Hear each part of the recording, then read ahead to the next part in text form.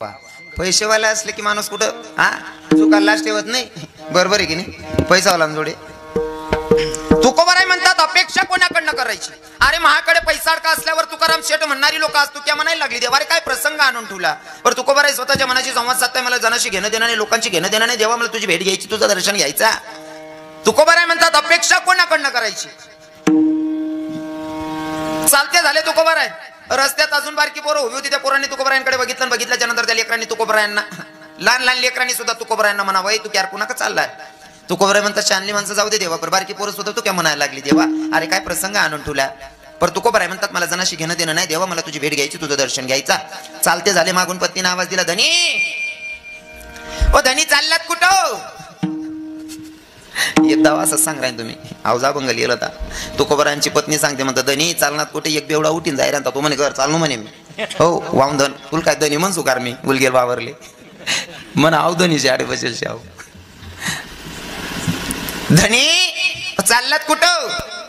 लेकरांना खायला काहीच नाही म्हणले. लेकरांना खायला काहीतरी आणा ना. तुकोबारायांनी शेतीचा मार्ग धरावा. ऊसाची पेंडी घेऊन येता. ऊसाची पेंडी घेऊन येत आहे. बारकी पोरं पुन्हा रस्त्यात दिसली. त्या लेकरांनी तुकोबारायांकडनं ऊस मागावेत आणि माझ्या तुकोबारायांनी लेकरांना ऊस दान करावेत. महाराज काय विचार संतांचे होत नाही का. किती उदाहरण तर करण्याचे होते माझे संत.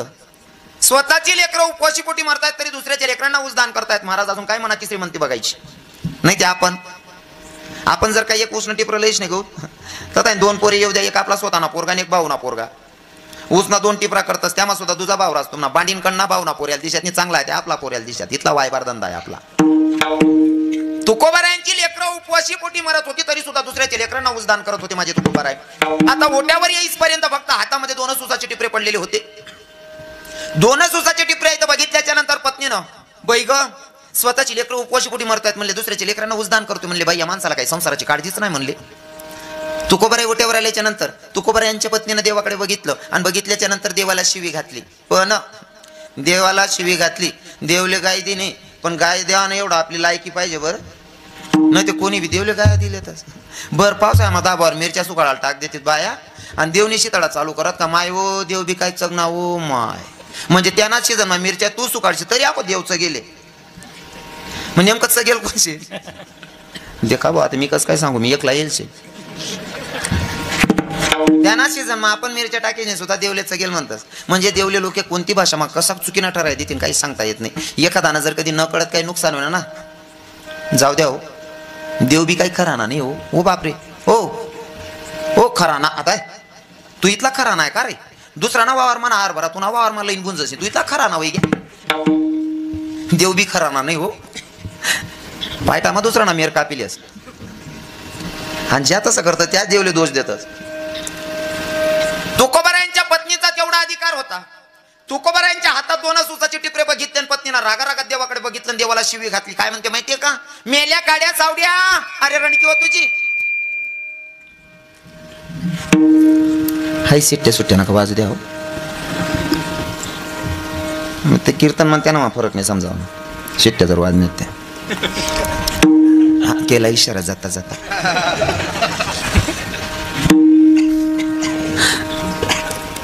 मेल्या काड्या सावड्या अरे रणकी व तुझी. पार माझ्या नवऱ्याला वेड करून ठेवलं ग भैया देवानं. तुकोबारायांची पत्नी तुकोबारायांच्या समोर देवाला शिवी घालते. किती राग आला असं तुकोबारायांना. फॉर एक्झाम्पल उदाहरण म्हणून विचारेल तुमच्याकडे तुमचा आवडता व्यक्ती यावा, मित्र यावा, सखा यावा. तुम्ही पत्नीला सांगावं 2 कप चाठू. बायको सांगत अशी ना आपलं जमणार नाही. तुम्ही काय करसान. मागे बसलेले काका तरुण भाऊ मी तुम्हाला प्रश्न केलेला आहे. तुमचा मित्र आलेला आहे तुम्ही पत्नीला सांगितलं 2 कप चाठू. बायको सांगत असेल मला जमणार नाही. काय करशात. काहीच बोली राहणार नाही. तुम्हाला लग्न झालेत ना. तुम्ही असा ब्रह्मचारी सारखा देखील राहणार. तुम्हाला लगीन समजत नाही बा. मी कसं साधूच ना मठवरी गो कीर्तन कराले. तुमच्या समोर तुमच्या मित्राचा जर पत्नी अपमान करत असेल तर संसारी माणूस बायकोच्या कानाखाली वाजवायला हे काही करणार नाही. काकाश्री बरोबर आहे ना दादा. तुमच्या मित्राचा अपमान तुम्ही सहन करू शकत नाही. बायकोच्या कानाखाली वाजवायला हे काही करणार नाही. पण माझ्या तुकोबारायांनी पत्नीवर राग नाही केला. पत्नीवर राग न करता भगवंताकडे बघितलं. देवाला सांगितलं देवा ती बोलते पण मनानं लय प्रेमळ आहे हो. तिच्या बोलण्या का नका जाऊ. काय म्हणले. ती बोलते पण मनानं लय प्रेमळ आहे हो. तिच्या बोलण्या का नका जाऊ. दादा हे विचार माझ्या संतांचे होते. पण आहे ना पत्नी रागवत्या बाहेर लोक तुकाराम शेठ म्हणणारी तू क्या म्हणायला लागली. अपेक्षा कोणाकडनं ठेवायची. आणि तुम्हाला सांगू का, बाहेर वातावरण कसं का असू देत, पण घरातलं वातावरण जर चांगलं ठेवायचं असेल ना, तर दोन भूमिका समजदार पाहिजे. कोणत्या कोणत्या? पहिली तर पत्नी आणि दुसरी म्हणजे आई. पत्नी आणि आई या दोन भूमिका जर समजदार असल्या ना, कितीही सुकलेला बगीचा असला तरी तो फुलू शकतो. पण दोन लोक समजदार पाहिजे. कोण कोण? पत्नी आणि आई. पत्नी कितली समजदार पाहिजे माहिती का? नवरा जर पिरिश उन्हान दारमात चेहरा देखतात बाईल समजीजास मन नवरा कितला नाराज आहे किंवा कितला खुश आहे असं. बरोबर आहे ना? पतीचा चेहरा बघितल्याच्या नंतर बाईच्या लक्षात येतं माझा नवरा आनंदात आहे की दुःखात आहे. जर पती नाराज असेल ना, बाईनं काय करायचं समजदार पत्नीनं, बरं का बहिणी, पाण्याचा ग्लास घ्यायचा, पतीच्या जवळ जायचं, पाणी द्यायचं आणि हळूच विचारायचं, धनी का हो काय झालं का, काय नाराज आहात का, काय टेन्शन घेताय तुम्ही, कर्ज झालंय ना, मी तुमची अर्धांगिनी आहे, तुमच्या सोबत मजुरी करेल आणि कर्ज फेडेल, तुम्ही टेन्शन घेऊ नका. त्याचं घर त्याला स्वर्ग वाटेल ना महाराज. बरोबर आहे की नाही? इथली भर देवानी नवराले, इथली भर देवानी ना नवरा अरे घर ना बाहेर निघाले नको, इथला आनंद वाटायला पाहिजे त्याला घरमा. हा टेन्शन लिहू नका माय, कर्ज होई घे ना, मजुरी करसू, दोन्ही जण फेडसूत, फिटणं तिथलं फेडसूत नाही, फिटणं नाही मन दिसूत, पण तुम्ही टेन्शन लिहू नका, कितलं भारी वाटेल. हा पत्नी समजदार पाहिजे आणि माय सुद्धा तेवढी समजदार पाहिजे. पोरगा जर उन्हाना दारमा समजी जाच मायले मन पोरगा काहीतरी टेन्शन माशी माय, तो उन्हाना त्याला सांगू भाऊ का रे काय वगैरे का बं टेन्शन लिहि राहणार आहे, आई पोरकं ठेवून रे, आई मी म्हणतो पोरच आहे काय, विठ्ठल विठ्ठल.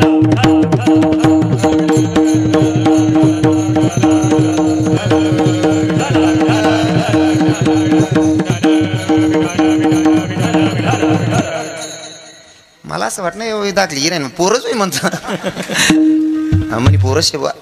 बस बेटा तुमले असं वाटत ना, आई जर पोर आहे त्यावर कितला दला होईल भाऊ. जय शिवादेवी विठ्ठल विठ्ठल. एवढा करावू उपकार सांगा देवा नमस्कार.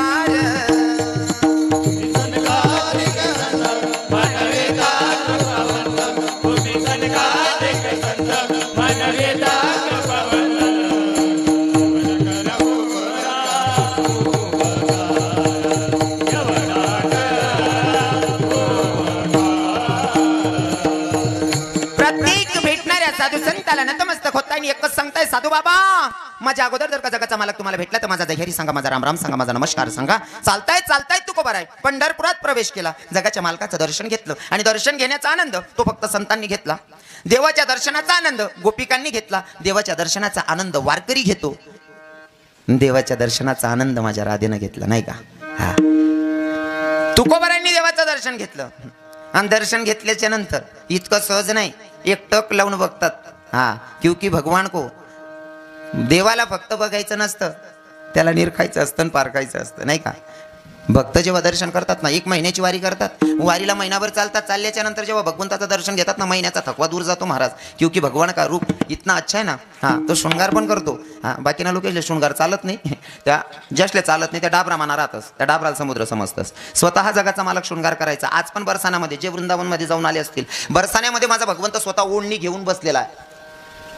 वृंदावनमध्ये स्वतः भगवंत ओढणी घेऊन बसलेला आहे, म्हणजे राधेच्या रूपात येऊन बसतो तो. अजून सांगतो, बाक्य बिहारीचं जे महत्वाचं मंदिर आहे तिथं सुद्धा 8 दिवसामध्ये एक दाव कमीत कमी राधा ना कपडा घालीशी स्वतः कृष्ण भगवान उभा रास. याला शृंगार म्हणतस. विठ्ठल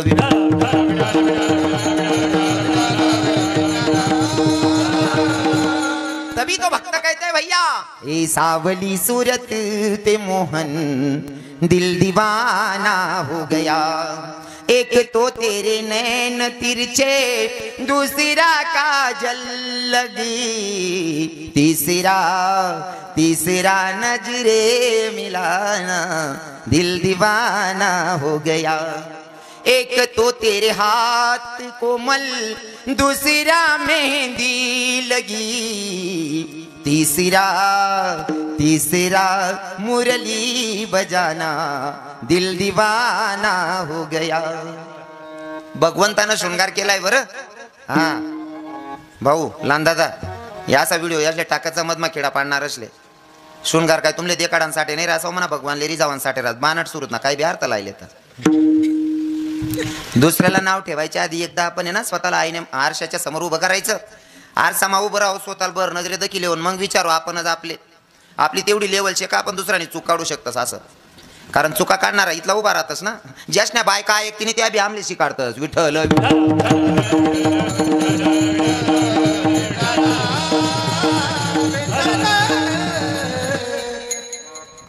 मुकलाशे जडजास असं बोलेल म्हणून, पण आपलं तत्व आहे ना बाबाजी, आपण ज्ञानोबा तुकोबाची लेकर आहे, डर काय ठेवायचा, बरोबर आहे की नाही ना, डर ठेवायचाच नाही महाराज, डर गया जो मर गया, हा ज्याने करी हिम्मत त्यानेच वस किंमत, ब्याय ब्याय कीर्तन करू एकटी शेमा बी वाट डोको कवय फोन आज आता उभाटी ना आकलश 41 दिनी बी नंबर लागी राहिना नाही तवय ध्यान मावून म्हणा असं शे का विठ्ठल विठ्ठल.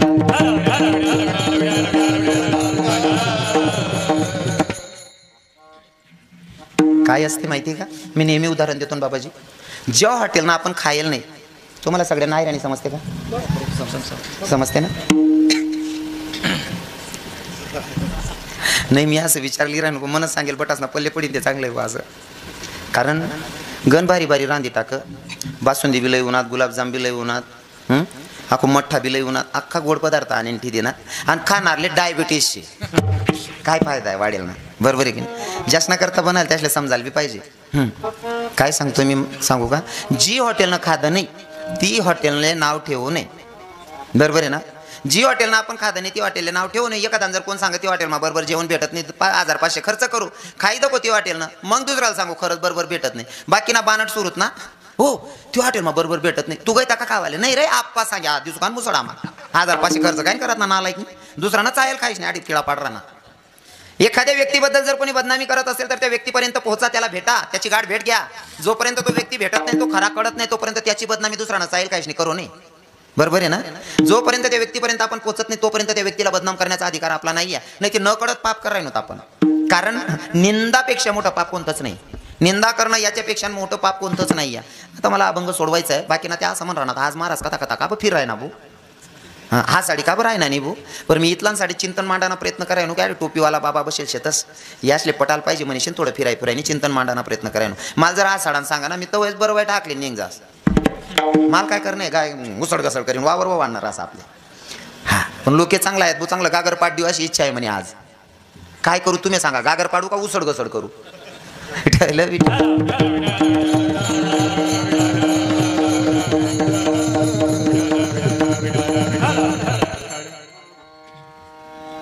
भगवंताचं रूप बघितलं, आता देवाचं दर्शन घेतलं, दर्शन घेतल्याच्या नंतर 4 पाऊल पुढे सरले फिरून मागं पाहत होते, 4 पाऊल पुढे सरकले फिरून मागं पाहत होते, न रावता देवानं केलेला क्वेश्चन तुको बरं आहे, तुम्ही 4 पाऊल पुढे सरकताय फिरून मागं पाहताय नेमकं चाललंय काय, तेव्हा तुको बरं सांगता देवा काय चाललंय सांगू का, अरे एखादी मुलगी माहेर म्हणून सासरी जाते ना, त्या सासरी जाणाऱ्या पोरीला जसं माहेर सोडू वाटत नाही ना, अगदी त्या पोरीसारखी माझी गत आहे, तर कोणासारखी सांगितली, कन्या सासुऱ्याशीच आहे मागे, भूतलावर एवढी नाती आहेत, पर तुकोबाराय कन्याच का सांगतात, आणि ज्यावर ती कन्या सांगतायत म्हणजे कन्या काहीतरी विशेष रत्न असलं पाहिजे तरच उदाहरण म्हणून कन्या सांगतायत नाही का, नाही ते एवढी नाती होती तुकोबारायांना सांगायला अगोदर कन्याच का निवडली, मग कन्या काय विशेष रत्न आहे ऐका. काही किरकोळ कारणावरनं नवऱ्या बायकोची भांडण होऊ द्या, नवऱ्या बायकोची भांडण झाल्याच्या नंतर बाई विचार करते, बाई आता जर का मी माझ्या नवऱ्याला जेवायला सांगितलं माझ्या 33 पिढीचा उद्धार होईल, त्याच्यापेक्षा असं करते पोराला सांगते, बाळू जाय रे भाऊ तुझ्या बापाला जेवायला सांग, मुलगा जातो, पप्पा पप्पा जेवण करा ना, पप्पा म्हणतो मला नाही काय जेवायचं, मुलगा लगेच माघारी फिरतो, पोरगा मन सांगत खाशीत काय भाऊ मन बापना काय जायला ना, बरोबर आहे ना, बरोबर आहे ना. आता तेच काम पोरीला सांगा, बेटा तुझ्या बापानं सकाळपासून जेवण नाही काय केलं, जाण त्या बापाला जेवायला सांग ना, मुलगी एवढं गोड बोलते ना, इतकं गोड बोलते ना, माझ्या माऊली ज्ञानोबाराय सांगतात, साच आणि मवाड मी तुले परी रसाड शब्द जैसे कल्लोळ अमृताचे, इतकं गोड बोलते. बापाच्या जवळ जाते, बापाला सांगते बाबा जेवण करा ना, पप्पा जेवण करा ना, नाही बेटा मी नाही करत जेवण, का हो काय झालं का, तुमची तब्येत बरी नाही का पप्पा, नाही रे बेटा, बेटा तू कर ना जेवण, मुलगी म्हणते पप्पा जोपर्यंत तुम्ही जेवत नाही तोवर मीही जेवणार नाही, एवढ्या हक्कानं फक्त मुलगी सांगते, मुलगा नाही सांगत, म्हणून तर उदाहरण म्हणून तुकोबाराय कन्या सांगतात, बरोबर आहे की नाही. मुलगी जेवढं प्रेम करते तेवढं मुलगा करत नाही. मी सुद्धा कोणाचा तरी पोरगा आहे पण इथं सत्यता मांडावी लागेल बाबाजी, बरोबर ना. अजून सांगू का, तुमची पोरगी 200 किलोमीटर अंतरावर दिलेली आहे, लग्न झालेलं आहे पोरीचं, 200 किलोमीटर अंतरावर आहे पोरगी, आणि तिथून सकाळी सकाळी भावाला फोन करते, भावाला सांगते दादा पप्पांची तब्येत कशी आहे रे, तो भाऊ म्हणतो बाई मला तर काही माहित नाही, मला तर काही माहित नाही. लग्न झालं असेल तर त्याच्या बायकोला विचारतो, लग्न झालं नसेल तर मायला विचारतो, का गाई माय वडिलांची तब्येत कशी आहे. माय सांगते दादा तुझ्या बापानं 4 दिवसापासून जेवण नाही काय केलं, तर कालच्या दिवशी दवाखान्यात घेऊन गेली, आता सकाळी सकाळी तुझा बाप आराम करतोय, गोड्या औषधी दिल्या, नाश्ता केला, तो बाप झोपला. तो बहिणीला फोन करतो, बहिणीला सांगतो ताई बापाच्या खाटेजवळून दिवसाला 4 चक्कर मारतो तरी मला माहित नाही बाप आजारी आहे. तू 200 किलोमीटर अंतरावर सांगते बापाची तब्येत खराब आहे, हे ज्ञान कुठून प्राप्त केलंस. तेव्हा ती दिदी सांगते दादा याच्यासाठी मोठा गुरु करायची गरज नाही रे, याला अंतःकरण असावं लागतं. म्हणले कसं ग ताई. दादा जेव्हा मी सकाळी सकाळी चहा प्यायला बसली आणि चहा पित असताना मला अचानक ठचका आला, त्या क्षणी ओळखलं माझा बाप आजारी की माझी माय आजारी आहे. हे ओळखण्याची ताकद फक्त मुलगीकडे असते दादा. म्हणून तर संत प्रमाण घेताना कन्येला महत्व देत आहेत, बरोबर आहे ना. म्हणून तर कन्येला महत्व देत आहेत. मग जर का अजून सांगू का, रामायणातलं गोड चिंतन आहे गुरुजी. रामायणामध्ये जेव्हा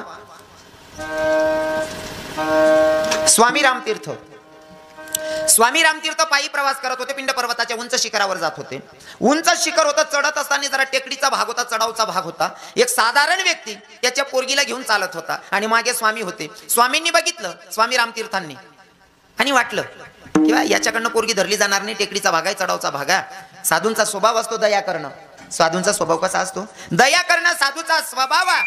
म्हणून आवाज दिला, ए भैया, ए भाईजी जरा रुक जा, ए जो लड़की तेरे कंधे पर बैठी है मेरे कंधे पर दे दे, जब तक कि तेरी थकान दूर हो जाएगी लड़की तेरे कंधे पर दे दूंगा.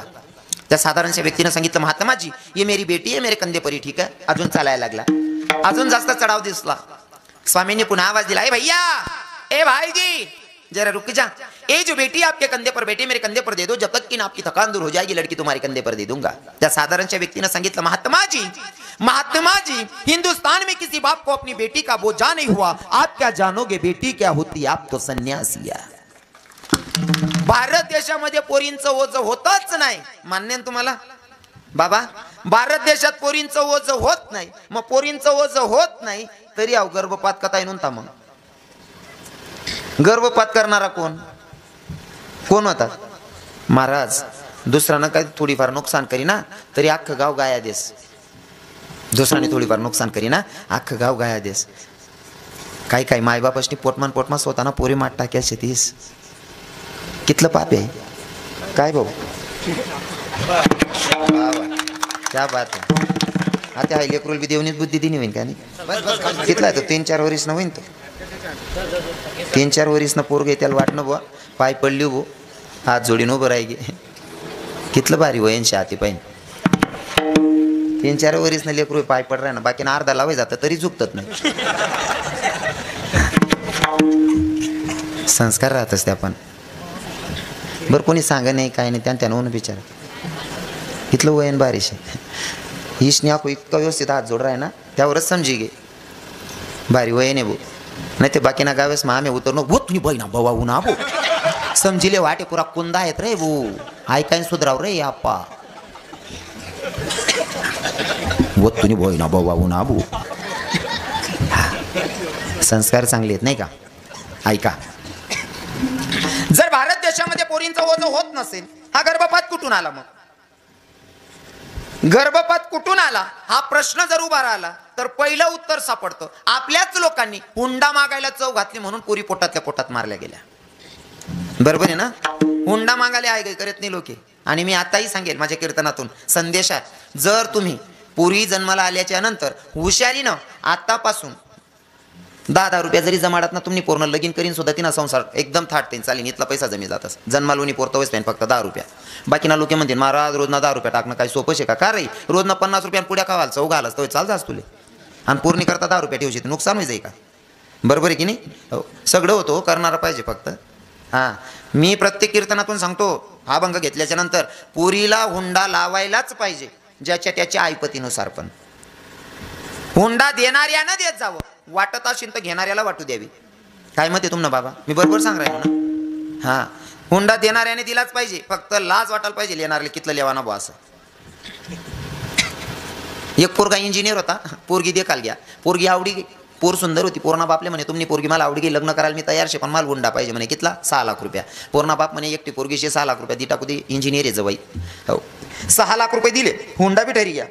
तो म्हणतो की लग्न मला माझ्या पद्धतीत सुशिक्षित पद्धतीत लग्न करायचं. मग कसं म्हणे वरगोडा मग एकटा नवरदेव नाही नवरी पोरगीलाही फिरवायचं. या भाऊनी बग्गी तयारकडे एककडे नवरदेव बसणार एककडे नवरी पोरले बसाड बँड वाजावालाच नाही वाजानं सुरू कर त्यांना मित्र जोर जोर मग नाचायला घेत आणि लगीन मग नाचणार काय काय करतस का कितल्या का जाल्ल्या जीन्सने पॅन्टा राहत ना फाटतेस तो कुत्तशा इथला नाचू नका असं मी म्हणणार नाही.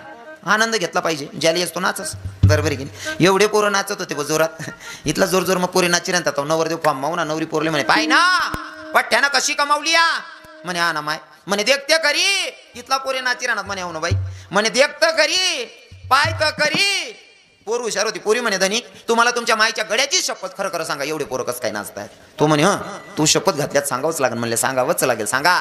तो म्हणे काय नाही सोपं येते म्हणे कसं काय नाही म्हणे कोणले 20 नि कोणले 50 नि पाजी का कुत्तच म्हणे त्या नेता तेलच ना माईक म्हणे मग तामना शिरसोंडी ना पोरी नाही तू इथला वायबार तुमनाकडे नाही ती पद्धत जानगर ना खोका त्यांगर ना वका नाही ना एवढे जोरात नाचत होते पोरं.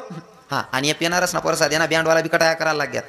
रविदादा साहेब पेनारस नाही परसादे म्हणा मित्र डीजे वाला आहे नवर देऊ ना तो म्हणा मित्र डीजे वाला आहे मी वृंदावन ताईने गेलो तो म्हणे महाराज बराच दिवस नंतर तिकना चहा दिल्या म्हणे म्हणता चालू बस ना मित्राकडे एक नवरदेव डीजे ठरा आलो ना म्हणे दादा आपल्या आमच्या आमकी तारीखले डीजे लागणार शे म्हणा मित्र म्हणे भाऊ पैसा कितला दिशी त्यापेक्षा पहिले हाई ठरायले रात्री कितला वाजा लगून वाजणं पडीन माले म्हणता काय भाऊ सोनू असं का बरं विचारा ना म्हणे महाराज काय काय गावेस ना पोरी इथला वायबार राहता ना 12 वाजो 1 वाजो की 2 वाजो वाजालेच लावतस म्हणे म्हणता असं आहे का पण नवरदेव बी इथला भारी होता ना तो म्हणे महाराज या बाकीना गावना पोरे होतीन म्हणे तसा 2-2 वाजा लागून वाजायला लावतस आपला मित्र सोर इथला विश्वास आहे ना म्हणे त्यासली एकदा जर चढी गई ना त्या जनरेटरना आवाजवर सुद्धा कुत्तच तुम्ही बँड बंद का करलेतच नाही म्हणे कितला वायबार धंदा आहे नुसता जनरेटरना आवाजवर सुद्धा कुत्तच म्हणे त्या काय काय गावेस मग बायान चौघाला धंदा धरलेचे तेवढं बरं बा तुम्हाला गाव मग सप्ताह वैरा ना म्हणजे माळकरीच होतीन पोरे हा बटा माळकरीच आहेत ना काही काही ठिकाणी इथला सुशिक्षित वय झालेत लोके बाबा बाप बिन पोऱ्या बी एक खुर्चीवर बटीन पेतस हय रे वाय बार आको वरतही सांगतं थोडं एन्जॉय करत होतो पाशी लिन मर जाय रे बापनी पोऱ्या संगीत दारू पेत असा बिगर वयांना धंदाची काढाय ना तू त्याले या दारूने एवढा सत्यानाश केला पण पोर म्हणे धनी खरं खरं सांगा एवढे पोरं कसं काय नाचतात म्हणे काय नाही कोणले 20 नि कोणले 50 नि कोणले 100 नि पाहिजे का कुत्तच म्हणे नेता तेलच ना माईक पोर हुशार होती म्हणे धनी म्हणे काय 20 रुपया मान 50 रुपया मा जर इथला कुदाड राहणार म्हणे उन्हाळा मा म्हणे मग मन बापने ते 6 लाख रुपये दिलेत मी कितली गोमालसो म्हणे हा देणार नाही देवाला पाहिजे आणि ज्याने उंडाले येले ना ते आज सुद्धा दरवाजाला कांदा टमाटा कापी देतं खिचडी टाकाले. भारत देशामध्ये पोरींचं वजन होत नाही तरी सुद्धा पोरींचा गर्भपात होतो. तुम्हाला सांगू का आतापर्यंत जे झालं ते जाऊ द्या पण याच्या पुढे तरी पाप होऊ देऊ नका. कंसाला एक आता तुम्ही काल्याचं कीर्तन करतात आता हे 14 वर्ष म्हणजे 13 काल्याची कीर्तन तुमची ऐकली गेलीत 13 काल्याचे कीर्तन बाहेर ऐकले ते वेगळं भागवत कथे चिंतन ऐकत असाल ते वेगळं फक्त सप्त्याच्या हिशोबानं सांगतोय 13 कालाना कीर्तन ऐकाय घ्या तुम्हाला त्या ऐकशात ते 14 एखादा कीर्तनकारणी कंसले चांगलं म्हणेल शका कोणीच बरं म्हणत नाही बरोबर आहे की नाही कोणीच बरं म्हणत नाही. कंसाचं पाप काय होतं लक्षात येण्यासारखं बाकीचं पाप नाही विचारत ध्यान यावासारखं पाप कोणतं होतं त्यांनी सख्खी चुलत बहीण ना 6 पोरे मारेल होतात बरोबर आहे ना मनीषनी कंसले आपण कोणीच बरं म्हणतात पण मी कंसले सुद्धा चांगलं म्हणस बाकी कीर्तनकार काय म्हणतात त्यापेक्षा मी चांगलं म्हणस कारण आहे मामाश्री त्याले कंसनी त्या पोरीला जन्माला येऊ दिन मग मार आपण पोटमा मार टाकेल शेत मग कंस चांगला का आपण चांगला तुमले कोणता अधिकारी कंसले गाया देवा ना तुम्ही कंसणार रेकॉर्ड तोड टाकेल शेन बहिणीवर हा हाय जात परवडस पण हाय जात तुम्हाच जात ना तुमले कंटाळा बी जायला शे बरोबर आहे की नाही. एखादी सुनबाईले जर पहिली पोरगी वैगी आणि दुसऱ्यांदा बी जर पोर वहिनी म्हातारा जर विचारा का हो बाबा तुम्ही सुनबाईल दिवस होतात काय वे ना काय नाही बहीण आखो बी नातच वहिनी माले इथलं दुःख मग सांगे पण नात म्हणे पण आई मायला जर सांग काको तुम्ही उले दिवस होतात काय जाय शिलगाव रे बा आखो बी तीज वहिनी रे भो तो शब्द आडे सांगाल चालवणे तुमले पटी घेऊन काय बोलतीस तुम्ही आज आखो बी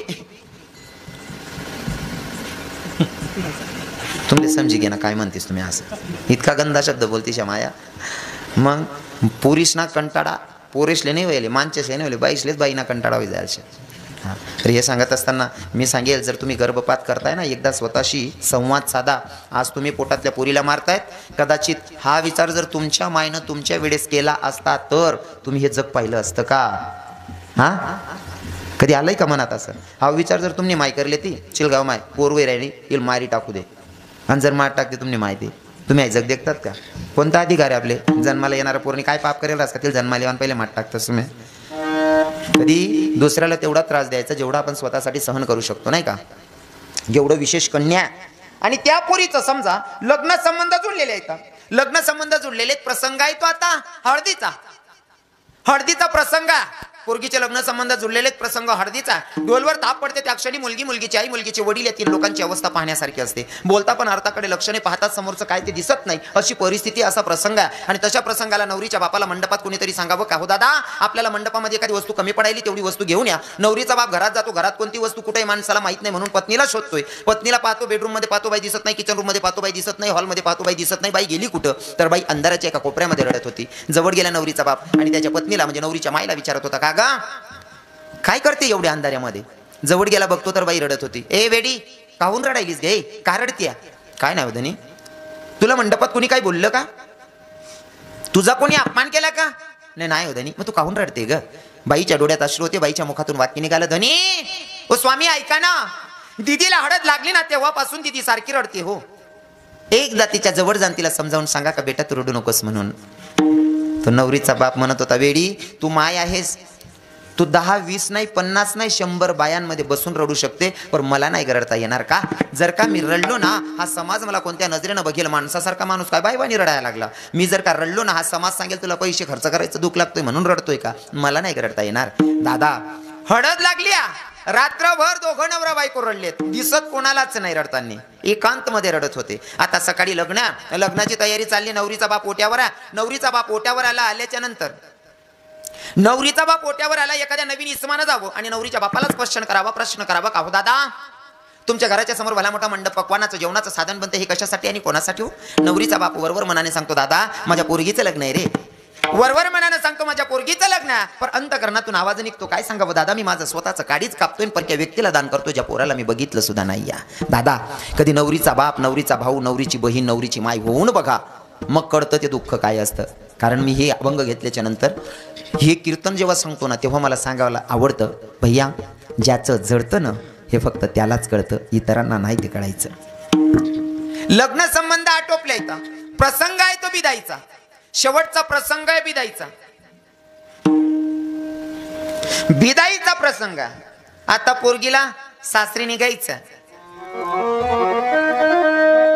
सासरी जायचं. नवरदेवाकडनं की गेलेल्या बाया, काही महिला मातांना लईच वजन टाकायची सवय असते. मी पाया पडून माफी मागेल माया हो, तुम्ही नवरदेवाकडनं जाताय ना, आज नवरदेवाकडनं जातायत ना तुम्ही कलोऱ्या बनून, आज नवरदेवाकडनं गेलेत म्हणून वजन दाखवू नका, ते दिवस विसरू नका. तुम्ही सुद्धा तुमच्या मायबापांचं घर सोडून येत होत्या. तुमच्याही पोटी मुली आहेत, कदाचित तुमच्याही बहिण्या नवरदेवाकडनं गेल्यात म्हणून जास्तच इम्प्रेशन पाडू नका. काही बाया लई वजनात असतात. नवरी पोरगीला सांगत होते, ए पोरी चल आपल्याला निघावं लागतं. पोरगी म्हणते, नवरी पोरगी आत्या तुमच्या सोबतच येते पण यायच्या आधी मला एकदा माझ्या मायला भेटायचंय ना. तरी पण तिकडच्या बाया म्हणतात, काय भेटते तुझ्या मायला? अगं 20-22 वर्षाची होईसपर्यंत माईकडेच होती ना, तेव्हा नाही का विचारता आलं? आत्या तुमच्या सोबतच येते पण यायच्या आधी एकदा माझ्या मायला भेटायचं ना आत्या. समधी नातेवाईक सगळे काका बाबा उभे येतात, पण पोरगी जाऊन अगोदर माईच्या गड्याला मिठी मारते. दादा ज्या पोरीला आपण जन्माला घालतो ना ती मुलगी आपली कशी माय होते ऐका. ज्या पोरीला आपण जन्माला घालतो ना ती मुलगी आपली माय बनून आपल्याला समजवते. पोरगी आता सासरी जाताना माईच्या गड्याला मिठी मारते, माईला सांगते, आई मी तर चालली ग बाई सासरी, पण आई ऐक ना, माझे वडील जर का तुझ्यावर रागवले ना, माझ्या बापाच्या बोलण्या का नको जाशील गे. माझा बाप जर तुझ्यावर रागवलं ना, माझ्या बापाच्या बोलण्या का नको जाशील का? कारण माझ्या बापाला बाहेरचा व्यवहारही सांभाळावा लागतो, घरातलंही टेन्शन असतं. न कळत जर माझा बाप तुझ्यावर राग करेल ना तर माझ्या बापाला समजून घेशील गे माय. ती माई सांगते, हो बेटा तू सांगते ना तसंच करेल, पर बेटी ऐक ना, जाते ना जा, दिल्या घरी सुखी राहा, सासू सासऱ्यांना आई वडील समज, असं कोणतंच काम करू नको ज्याच्याकडून आमची मान खालती जाईल, असं वागून दाखव, तुझ्याबद्दल आम्हाला स्वाभिमान वाटला पाहिजे. मायला भेटलं गेलं. मंडपाच्या कोपऱ्याला चिमुकली बहीण उभी आहे. बहिणीच्या जवळ गेली आणि बहिणीच्या जवळ गेल्याच्या नंतर बहिणीला सांगते, ताई ए दीदी सारखी सावलीसारखी माझ्या मागं पुढे हिंडायची राणी, जर का तुझी आठवण आली ना बाई तर हातातला घास हातात, घशातला घास घशातच राहील ग दीदी, कशी जगेल मी तुझ्या वाचून. बहिणीला भेटलं गेलं. दादा मंडपाच्या कोपऱ्याला भाऊ उभा, भावाच्याकडे धाव घेते, भावाच्या गड्याला मिठी मारते, भावाला सांगते, दादा माझ्याकडनं जर तुला मारलं गेलं असेल ना राजा, तर या बहिणीला माफ कर रे दादा. तो भाऊ म्हणतो, ताई तू मला मारलं ना, मी त्या क्षणी विसरलो. ए ताई, तू मला मारलं ना, मी त्या क्षणी विसरलो. रडायला एवढ्यासाठी येतय ग. तू फिरून कधी येशील म्हणून या घराचा आहे की काना नको कोपरा तुझी वाट बघेल दिदी, का तू फिरून कधी येतेस म्हणून. दादा पुन्हा सांगावं वाटतंय, ज्याचं जडतं ना हे त्यालाच कळतंय. पोरी, ज्याचं जडतं हे त्यालाच कळतं, इतरांना नाही ते कळायचं. पोरगी जेव्हा सासरी जाते ना, हे दुःख कोणाला कळतं? ज्याची मुलगी जाते ना त्या बापाला कळतं, ज्याची मुलगी जाते ना त्या माईला कळतं, ज्याची बहीण जाते त्या भावाला कळतं, ज्या बहिणीची बहीण जाते त्या बहिणीला कळतं. कारण ज्याचं जडतं ना दादा, हे फक्त त्यालाच कळतं. तो मंडपातला भाऊ सांगत होता, ताई तू मला मारले म्हणून नाही रडत. ताई तू फिरून कधी येशील, तू फिरून कधी येशील म्हणून या घराचा एक काना नको कोपरा तुझी वाट बघेल दिदू, म्हणून रडायला येतंय ग.